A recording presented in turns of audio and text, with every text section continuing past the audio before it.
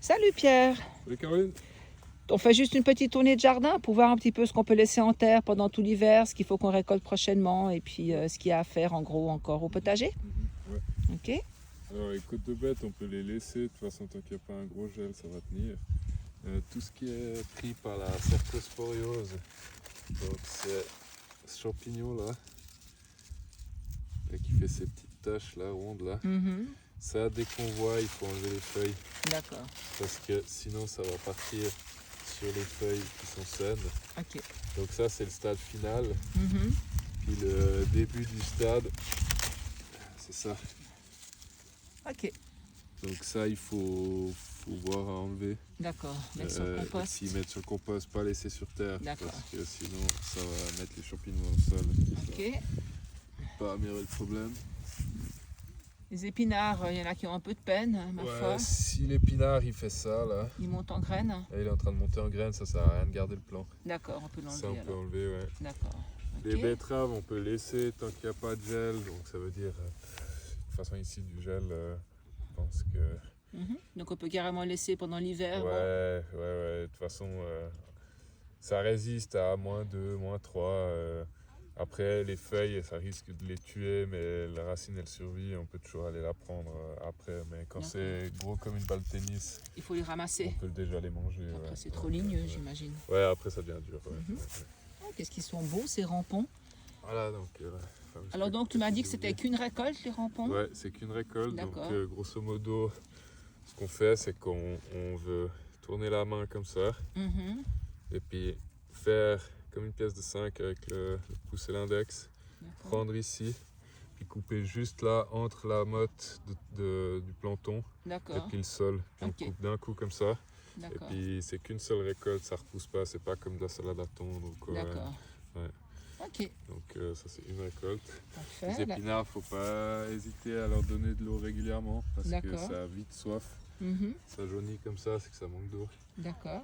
Donc ça, il faut bien arroser. Si vous Ok. avez semé les fèves, il faut maintenir humide jusqu'à que ça lève. Donc venir D'accord. arroser en tout cas une fois tous les 3 jours. Un Mhm. petit coup. Ça sort combien de temps après les semis, les fèves en principe? Quand il fait froid, ça prend toujours plus de temps, donc ça peut bien prendre un mois. D'accord. Les Là, engrais on verts? voit Oh que- pardon, excuse-moi. Là, on voit qu'il y en a un qui est en train de lever là. D'accord. Ok. Alors, Les engrais verts? C'est jusqu'à la fin du mois d'octobre. D'accord.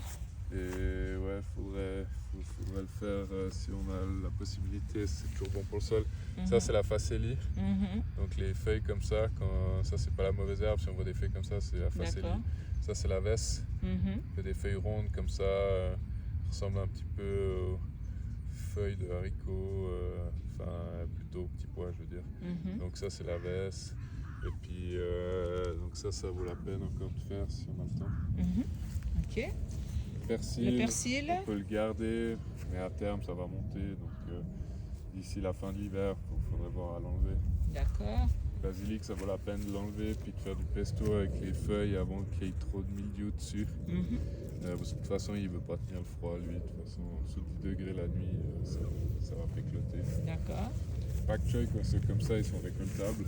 Pak choy et chou chinois. Ou alors pak choy. D'accord. Donc là, quand c'est comme ça c'est le pak choy, ça c'est prêt. On récolte ici. Là. Alors on peut couper puis le prendre en On une coupe pièce. fois, ouais, exactement. On peut aussi ouais. prendre les feuilles extérieures seulement. On peut aussi si on veut, mais en règle générale, on le récolte d'un coup. Quoi.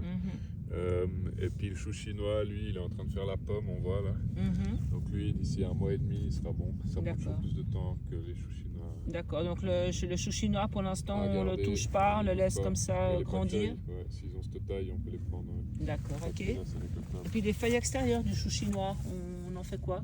Bah, si tu les prends, en fait, il va pommer moins vite. D'accord. Parce qu'il en a besoin pour faire la photosynthèse. Donc, Ok. c'est à toi de voir, c'est faisable, mais ça veut dire que la pomme, bah, elle prendra plus de temps à se faire. Donc, on va voir ce que tu peux faire. Ok, les engrais verts. Là on a des. on a les choux de Bruxelles. choux de Bruxelles.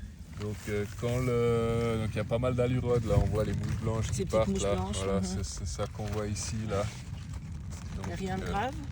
non, ça va mourir avec le froid, mais D'accord. ça peut valoir la peine de traiter un coup parce que le problème c'est qu'elles mettent pas mal de miel là. Donc c'est ce qu'on voit, les taches ici là. Ok. Et puis ça c'est plein de sucre et les champignons ils adorent. Ah d'accord. Et ce problème c'est que quand ça pique aussi, ça transmet aussi les virus, et c'est pour ça que la feuille se déforme comme ça. Uh-huh. Donc si on veut avoir un plant qui soit bien fort, Mhm. ça peut valoir la peine de traiter un coup au savon noir, parce qu'après ça c'est le... Je permets de prendre, de toute façon c'est une feuille du bas et puis elle est déjà un peu malade, donc c'est mieux de l'enlever de toute façon. Ça c'est le stade qu'on a ici, mais avancé. Donc ce qu'on voit là, c'est ensuite le champignon qui se développe sur les taches de miella que fait la lurode. D'accord. Donc ça vaut la peine de faire un traitement au savon noir. Mhm. Et puis quand il y a le froid après qui vient, quand on aura les nuits à 5 degrés, ça va de toute façon mourir. Quoi. Savon noir, donc c'est du savon noir liquide. Ouais, On savon dilue noir à combien? liquide, c'est 5 centilitres pour 1 litre d'eau. D'accord. Ouais. Et puis pulvériser une fois tous les 7 jours. Mhm. Puis les... Enlever les feuilles malades, j'imagine. Voilà, enlever les feuilles malades, donc tout ce qui est... De toute façon, elles viennent toutes seules. Hein. Donc ça, c'est un autre champignon aussi qui se développe sur le miella, c'est la fumagine. D'accord. Ça fait comme ça noir. Mhm. Et ça aussi, c'est problématique. Donc après, ça va sur les choux de Bruxelles. D'accord. Donc faut se veiller à Ça devrait partir avec le froid aussi en principe? Ouais, alors une fois qu'il n'y a plus de miella, le champignon il va moins se développer parce qu'il n'y a plus de sucre sur lequel il peut vraiment se développer à mort et tout. Mais c'est vrai que le temps que le froid arrive, ça peut valoir la peine. Ouais, on va faire un petit coup. Parfait. Les choux kale, ça reste l'hiver. Mhm. On peut les récolter, on récolte les feuilles en bas là. Ils ont aussi un peu de mouche blanche, Voilà, donc la même parce que chose, on peut faire un petit traitement. c'est des choux aussi, donc c'est pour ça. D'accord. Et puis quand on récolte les feuilles, de bien garder le cœur, hein, pas prendre les feuilles dans le cœur. Comme ça continue à pousser. Là, le début des brocolis aussi, on peut traiter un coup aussi, on voit, on a pas mal d'allurode. Hein. Ça vaut la peine. Ok. Ensuite, les poireaux, donc on laisse pousser. Ouais, alors les poireaux, ils seront de toute façon pas prêts avant le printemps. D'accord. Donc ça, on peut laisser. On peut les buter de temps en temps? On peut les buter de temps en temps, ouais, ça fera plus de blanc. Ensuite, les Céleri pomme.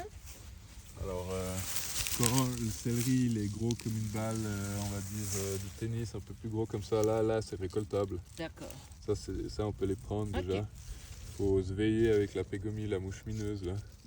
Donc ça, c'est un asticot de mouche en fait, qui se développe dans la feuille et qui ronge l'intérieur de la feuille. Et puis après, ça tombe au sol, ça fait la pupe, et puis après la mouche, elle ressort du sol, puis elle revient pendant au même endroit. Donc enlever les feuilles malades et atteintes. Voilà, enlever les feuilles. Après, il n'y a pas besoin de... Par exemple, si je prends cette feuille-là, il n'y a pas besoin d'enlever toute la feuille, parce que ça, c'est sain encore. Il faut juste enlever les parties qui sont prises. D'accord. Parce que l'asticot, il est toujours dans la partie qui est rongée, par exemple là. Si j'ouvre ici, là, on a l'asticot qui est dedans, là. D'accord, ah oui. Tu vois, on le voit ici. Le coquin. Voilà, et donc ça, on va éviter qu'il fasse tout son cycle. Oui. J'arrive à bien le sortir un peu plus. Donc ça, ah oui, effectivement. Ça, c'est un diptère, quoi. C'est un asticot de mouche. Et ça, faut pas avoir de pitié. Et il faut pas laisser les feuilles au sol surtout, hein, parce que si on coupe juste puis on met au sol, ben, la larve, elle va juste sortir de sa feuille, remonter. Et puis, tout ça à récupérer, à pas laisser au sol. D'accord. Et puis leur mettre un petit peu d'engrais liquide aussi, ils aiment bien. Parce que ça mange beaucoup. D'accord. Fenouil, ça va pas être prêt tout de suite. Là, typique, c'est quand on plante une motte qui a 2 plants. Il faut toujours se veiller à les séparer. D'accord, c'est encore trop tard pour le faire ou bien? Ouais, c'est un peu tard là. D'accord. Donc ils seront un peu plus petits que la norme, mais bon, c'est pas la fin du monde. Mais grosso modo, en général, il faudrait qu'il y ait un fenouil tous les 20 cm en largeur, en longueur. Donc grosso modo, ça c'est la bonne distance. D'accord. Donc il devrait y avoir un, puis un ici. D'accord. Et faut se veiller parce que des fois on reçoit les mottes où il y a 2 plantons dedans. Et il faut juste les séparer et les planter. Ouais. Brocoli, là, ça c'est gentiment récoltable. D'accord. Donc on est d'accord, on coupe cette tête-là, puis ensuite il y a encore des têtes latérales qui vont pousser par la suite? Voilà, c'est ça. Donc en fait, il ne faut pas couper trop bas. D'accord. Il faut couper ici. D'accord. Donc là, et puis là on a les têtes secondaires là. On les voit ici, là c'est déjà en train de pommer un petit peu. Donc il faut couper là. Puis ça s'il ne fait pas trop froid, ça veut donner tout l'hiver. D'accord. Parfait. C'est la partie libre, il y a des choses un peu différentes qui ont été plantées, qu'on n'a pas à disposition, comme du chou frisé. Donc les choux frisés, quand ils sont comme ça, là c'est récoltable. Quand on arrive à les tenir à une main et puis qu'ils sont durs dedans, c'est bon. Les navets, ça c'est bien. C'est des radidaicons. Ah, c'est Radidaco, ok, ouais. Donc, ouais, ça prend un petit peu de temps. Tu nous avais conseillé aussi de planter de la coriandre, Ouais, parce que ouais, ça l'hiver, tenait c'est le pendant meilleur l'hiver. moment, parce que ça monte beaucoup plus lentement en graines, D'accord. donc ça se tient mieux. Donc voilà, donc aller en jardinerie, vous servir Ça vaut la peine, c'est le bon moment de la pour faire coriandre, tout à fait. Ok. Chouquet le rouge, c'est pareil, hein. Prendre les feuilles du bas, garder Oui. la tête en haut. Mhm. Et ça, c'est tout l'hiver aussi, ça Ok. résiste mieux au froid parce que c'est rouge. D'accord, très bien. Et voilà. On a fini la tournée. Merci beaucoup, Pierre. Ça va.